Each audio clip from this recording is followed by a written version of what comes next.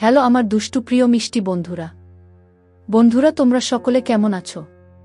আশা করি তোমরা সকলে অনেক অনেক ভালো আছো।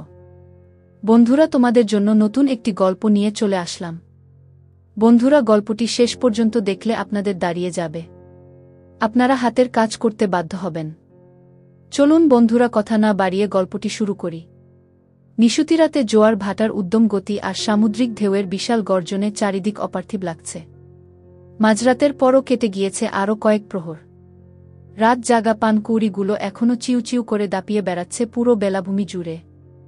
চোখের সামনে জ্বলছে ফায়ারপ্লেসের দাউ দাউ অগ্নিশিখা, সেথা থেকেই কাঠকয়লা পোড়ানো মোটামোট আওয়াজ ভেসে আসছে। কৃতিকের ভাষা চোখ দুটোতে জ্বলন্ত অগ্নিশিখার প্রতিচ্ছবি বিদ্যমান। ফায়ারপ্লেসের আগুনে আরও কয়েকটা কাঠের টুকরো দিয়ে কৃতিক আর অর্ণবের মুখোমুখি হয়ে বসে পড়ল। অতঃপর নিজেদের মনের হাজারো কৌতূহল মেটাতে শায়ের যখন কৃতিককে কিছু প্রশ্ন করতে যাবে, ঠিক তখনই অর্ণব ওকে হাতের ইশারায় থামিয়ে দিয়ে বোঝায়, আমি জিজ্ঞেস করছি। কৃতিক তখনও আপন মনে জ্বলন্ত অগ্নিশিখার হেলদোল পর্ক করায় ব্যস্ত। অর্ণব ওকে ডেকে বলে, সবাইকে রেখে অরুর প্রতি এত অবসেষ্ট কেন তুই? কৃতিক নিষ্প্রভ চোখে জবাব দেয়, আই ডোন্ট নো। অর্ণব একটা দীর্ঘশ্বাস ছেড়ে বলল, আচ্ছা কবে থেকে এসব শুরু হয়েছে সেটা তো বল। তাছাড়া ওর জন্যে যদি তোর এতই টান তাহলে বাংলাদেশে যাস না কেন তুই? কৃতিক একটু উপহাস করে হেসে বলল, কে বলেছে ওর জন্য আমার টান? ও আমার আসক্তি। মানুষ জানে নেশা খারাপ জিনিস, তবুও নেশাগ্রস্তরা নেশা ছাড়তে পারে না। ওরও আমার কাছে নেশার মতোই। আমি জানি ওর আমার সম্পর্কে আগুন পানি সম জটিলতা, তবুও ওকে আমার চাই, এট এনি কস্ট। শায়ের পাশ থেকে বলে ওঠে, তাহলে তো তুই অরুর প্রেমে পড়েছিস? কৃতিক কপট হেসে জবাব দেয়, 11 বছরের বাচ্চা মেয়ের প্রেমে কে পড়ে ভাই? তবে হ্যাঁ, আম সিওর, আমি বাংলাদেশে থাকলে এতদিনে অরু আমার বাচ্চার মা হয়ে যেত। ওই জন্যই তো দেশে যেতাম না, কারণ ওর কাছে গেলে নিজেকে সামলানো, উত্তাল সাগরে পাল তোলা ডিঙি নৌকা সামলানোর মতোই মুশকিল। শায়ের আর অর্ণব হতভম্ব হয়ে কৃতিকের পানেই চেয়ে আছে। দুজনের মনেই একই প্রশ্ন, কি বলছে এই ছেলেটা? ওদের চোখে হাজারো কৌতূহলের ছড়াছড়ি দেখে কৃতিক ভাবতে থাকে, ঠিক কবে নাগাদ শুরু হয়েছিল সবকিছু। তারপর খানিকক্ষণের নীরবতা ভেঙে বলতে শুরু করে, অরু যখন প্রথম কৃতিক কুঞ্জে আসে, তখন আমি সবে কলেজ পাশ দিয়ে ভার্সিটিতে উঠেছি মাত্র। তখন আমার কাছে জীবন মানে আভিজাত্য, কর্তৃত্ব, পাওয়ার আসবি। কারণ ছোটবেলা থেকেই আমাকে এটাই শিখানো হয়েছে, যোগ্য উত্তরাধিকারী হতে গেলে পূর্বপুরুষদের পথ অনুসরণ করো। আমিও তাই করেছি। ছোটবেলা থেকেই ন্যানি, ট্রেইনার, মাস্টার এদের কাছে লালিত পালিত হতে হতে আমি ভুলেই গিয়েছিলাম পরিবার বলে কিছু হয়। তারপর যখন একটু ম্যাচিউর হই, তখন প্রতিপত্তি আর ক্ষমতার জোরে আশেপাশের সবাইকে নিজেই কন্ট্রোল করতে শুরু করি। আমার হাতের ইশারাতে সবাই যখন পুতুলের মতো নাচত, তাতে আমার অন্তরে পৈশাসিক আনন্দ হতো। তখন থেকেই ডমিনেটিং স্বভাবটা ভেতরে ঢুকে গিয়েছে, যা এখনও বদলাতে পারিনি আমি। কলেজে ওঠার পর পারিবারিক সূত্রেই আমার রাজনৈতিক হাতেখড়ি হয়। প্রথম বাবা বিভিন্ন রাজনৈতিক অনুষ্ঠান, সভা সমাবেশে নিয়ে গেলেও পরক্ষণে বাবার হয়ে আমারই যেতে হতো। এক পর্যায়ে বাবা নয়, স্বয়ং আমার জন্যই আমাকে যেতে হতো। ততদিনে প্রফেসর হওয়া, বিজনেস সামলানো কিংবা আমার শখের রাইডিং সব কিছুই ছিল দিবাস্বপ্ন মাত্র। কারণ আমার ধ্যান, গান সবকিছুই তখন রাজনীতিতে নিবদ্ধ। তখন মনে হতো, নিজে প্রাইভেট ভার্সিটিতে পড়েও ক্ষমতার জোরে পাবলিক ভার্সিটিতে লিড দেওয়ার মতো পৈশাচিক তৃপ্তি আর কিছুতে নেই। বাইরের জগতে এত সুনাম, এত জনপ্রিয়তা, এত স্বজনপ্রীতি লোকেদের ভিড়েও দিন শেষে আমি ছিলাম নিঃসঙ্গ, যার উদরে আমার জন্ম হয়েছিল, যে খুব ছোট্টবেলায় আমাকে ফেলে নিজের আত্মতৃপ্তির উদ্দেশ্যে নিজ দেশে পাড়ি জমিয়েছিল। সেই বিদেশিনী মাকে বরাবরই ঘৃণা করে এসেছি আমি, তার সাথে মায়ের জাতিটাকেও। কেন যেন আত্মিক টান কখনোই ছুঁতে পারেনি আমাকে, হয়তো ছোট থেকেই মায়ের মমতাহীন বেড়ে ওঠা সেজন্য। এভাবেই হাজারো মানুষের বেষ্টনে একাকী, বিষণ্ণ জীবনটা ভালোই যাচ্ছিল। অনায়াসে দিন পার করে দেওয়ার মতো অনেক ব্যস্ততাই ছিল তখন আমার কাঁধে। কখন বাড়িতে ফিরতাম, কখন বেরিয়ে যেতাম, কেউ তার হদিস জানত না। বলতে গেলে আমাদের পরিবারটা দিনকে দিন রাজনীতি প্রাঙ্গণে পরিণত হচ্ছিল। একই বাড়িতে থাকা সত্ত্বেও কেউ কারো খোঁজ নিতাম না আমরা। এক পর্যায়ে পরিবারের এরূপ ভাঙন লক্ষ্য করে দাদা সাহেব মৃত্যু শয্যায় এসে বাবাকে আবারও বিয়ে করতে বলেন। দাদার কথা রাখতে বাবাও সেই বয়সে পুনরায় বিবাহ বন্ধনে আবদ্ধ হয়। ঠিক তখনই আমার সৎ মায়ের সাথে পরিবারে আগমন ঘটে আরও 2 সদস্যের, অরু আর অনু।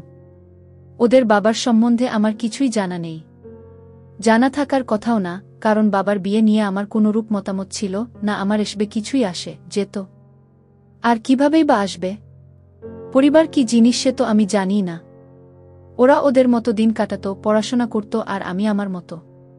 ওই সময় অরুর দিকে ঠিক করে কখনো তাকিয়েছিলাম কিনা সেটাই বলা মুশকিল।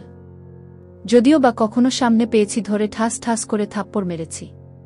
তবুও আমার রুমে সারাক্ষণ উকি ঝুঁকি দিত মেয়েটা, সুযোগ পেলেই রুমে এসে এটা ওটা ধরত। মাঝে মধ্যে তো বিরক্ত হয়ে খুব মারতাম। কৃতিকের কথার মাঝে হুট করেই সায়ের ফোরন কেটে বলে, তুই কি রে, এখন যার জন্য দিওয়ানা হয়ে ছটফট করিস তখন তাকে এভাবে মারতিস? কৃতিক মৃদু হেসে বলে, আই উইশ অরু আগের মতো এখনো আমার রুমে উকি ঝুঁকি দিত, আর তুই ওকে ঠাস ঠুস করে মারতিস। অর্ণব সায়েরকে থামিয়ে দিয়ে বলল, আহা থামতো তুই, জেকে তারপর কি হয়েছিল?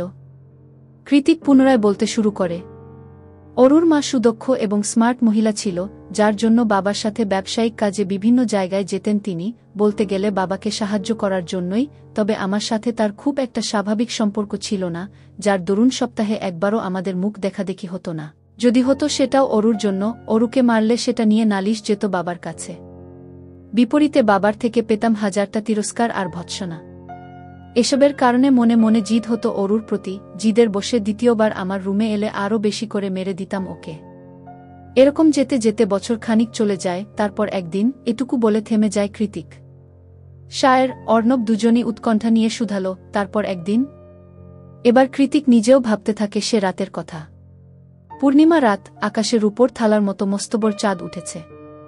চাঁদের নিয়ন আলোয় ভেসে যাচ্ছে চারিপাশ। কৃতিক কুমাজের মহলের ছাদটার আয়তন ছোট্টখাটো ফুটবল খেলার মাঠের মতোই বৃহৎ। জোছনা রাতে মায়ের অনুমতি সাপেক্ষ ছাদের পাঁচিল থেকে আচারের বয়ামগুলো ঘরে আনতেই ছাদে এসেছিল অরু। তখনই পাঁচিল ঘেঁষে দাঁড়িয়ে থাকা পুরো দস্তুর কালো দিয়ে আবৃত লম্বা মতো কাউকে দেখতে পেয়ে অকস্মাৎ ভয়ে চিৎকার দিয়ে ওঠে অরু। তবে গলার স্বর বাইরে বেরোনোর আগেই শক্ত হাতে ওর মুখ চেপে ধরে কৃতিক। অরু থেমে গিয়ে চোখ পিটপিট করে তাকাতেই কৃতিক গম্ভীর গলায় বলে, তুই এখানে কেন? কৃতিকের কথায় উত্তর না দিয়ে অরু মিনিমিনিয়ে বলে, আপনার তো জ্বর এসেছে, হাতটা কেমন আগুনের গোলার মতো গরম হয়ে আছে। কৃতিক অরুর শরীরে এক প্রকার ধাক্কা দিয়ে বলে, জ্বর আসলে তোর কি? যা করতে এসেছিস সেটা করে নেমে যা, জ্বরের ঘোরে তোকে দেখতে ইচ্ছা করে না। কৃতিকের রগসটা স্বভাব চরিত্র সবকিছুই অরুর জানা, তাই ও আর না বাড়িয়ে চুপচাপ আচারের বয়াম নিয়ে ছাদ থেকে নেমে যায়। মাঝরাত, কারেন্ট থাকা সত্ত্বেও রুমের চারদিকে ঘুটঘুটে অন্ধকার। জ্বরের ঘোরে অন্ধকার রুমে শুয়েই থরথর করে কাঁপছে কৃতিক। সন্ধ্যা রাতে দুইটা প্যারাসিটামল খেয়েও কাজ হয়নি, উল্টে হাড় কাঁপিয়ে দ্বিগুণ তালে জ্বর উঠেছে। পার্টির লোকেদের থেকে বারবার কল আসাতে মোবাইলটাও বন্ধ করে রেখেছে ও। অনেক বেশি জ্বরের তোপে অন্ধকার রুমের মাঝেই জোনাকিপোকা দেখছিল কৃতিক। ঠিক তখনই গভীর তিমিরকে হটিয়ে একটা মোমবাতি সমেত রুমে প্রবেশ করে কিশোরী অরু। পরনে তার কালো রঙের কামিজ, মাথায় আধটানা ঘোমটা। কৃতিক তখনও জ্বরের তোপে বারবার দীর্ঘশ্বাস ফেলছিল। অরু মোমটা নিয়ে রুমের মাঝে এগিয়ে এসে নিজে থেকেই বলল, বিদ্যুৎ চলে গিয়েছে, জেনারেটর ও নষ্ট হয়ে পড়ে আছে, আপনার তো জ্বর, তাই ভাবলাম মোমবাতি নিয়ে আসি। মোমবাতির প্রয়োজন নেই, আমি অন্ধকার ভালোবাসি, তুই যা তো। কৃতিকের এহেন ধমকেও অরু যায় না, চুপচাপ দাঁড়িয়ে থাকে ওর পাশ ঘেঁষে। অরুকে অনেকক্ষণ যাবৎ দাঁড়িয়ে থাকতে থেকে কৃতিক হাসকি স্বরে নাক টেনে বলে, কি হলো, যাচ্ছিস না যে? আবারও মার খাওয়ার শখ জেগেছে? শখ জেগে থাকলে কাছে আয়, থাপ্পড় দিচ্ছি। অরু মুখ কাচুমাচু করে বলে, মা আঙ্কেলের সাথে শহরের বাইরে গিয়েছে, মামির অসুখ শুনে সকাল সকাল আপাও নানা বাড়ি গিয়েছে, বলেছিল বিকেলের মধ্যে ফিরবে কিন্তু ফেরেনি, এখন আবার কারেন্টও নেই, আমার অন্ধকারে ভয় করছে ভাইয়া, এখানে একটু দাঁড়িয়ে থাকি, কারেন্ট এলেই চলে যাব। অরুর আকুতিভরা টলটলে চোখের দিকে এক পলক তাকিয়ে নিজে একটু সরে গিয়ে অরুর জন্য বিছানাতেই জায়গা করে দিল কৃতিক। অরু উটু শব্দ না করে ভয়ে ভয়ে সেখানটায় গিয়ে বসে পড়ে। কৃতিক চোখ দুটো বন্ধ রেখেই অরুর উদ্দেশ্যে বলে, ভালো করে বস, মারব না। অরু এবার ভালোভাবেই বসে হাতে থাকা জলপট্টিটা কৃতিকের কপালে রেখে দেখে দেয়। কৃতিক ভ্রুকুটি করে চোখ উল্টে সেটার দিকে তাকিয়ে বলল, এটা কি দিয়েছিস?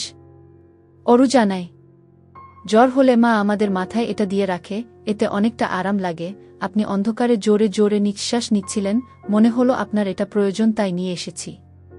অরুর কথা শুনে কৃতিক ওর মুখের পানে চাইল, গত ১.৫ বছরে আজই বোধ হয় প্রথম ঠিকভাবে অরুর মুখের দিকে চাইল কৃতিক।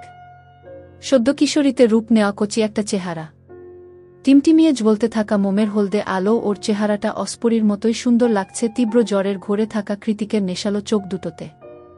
হুট করেই কেন যেন মনে হচ্ছে অরুর মতো মায়াবী মুখ পৃথিবীতে আর দুটো নেই। কৃতিককে চুপচাপ তাকিয়ে থাকতে দেখে অরু ঠোঁট কামড়ে একটু এগিয়ে এসে জলপট্টিটা আবারও উল্টে দিল। আমার জন্য কেন করছিস এসব? কৃতিকের অজ্ঞাত প্রশ্নের উত্তর নেই অরুর কাছে, কী বা বলবে ও? দেখছে মানুষটা জ্বরে পুড়ে যাচ্ছে, অথচ কাউকে মুখ ফুটে বলছে না অবধি, একা একাই কষ্ট সহ্য করছে, তাই তো হাতে করে জলপট্টিটা নিয়ে আসা। কি হলো, কিছু বল।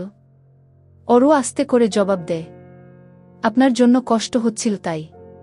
কৃতিকের মতো পরিবারচ্যুত, বেপরোয়া, বেখেয়ালি, মায়ের বাঁধনহীন ছেলের কাছে অরুর অয়াচিত মনে মুখ ফসকে বলা এই বাক্যটা ছিল আকাশসম আন্তরিক।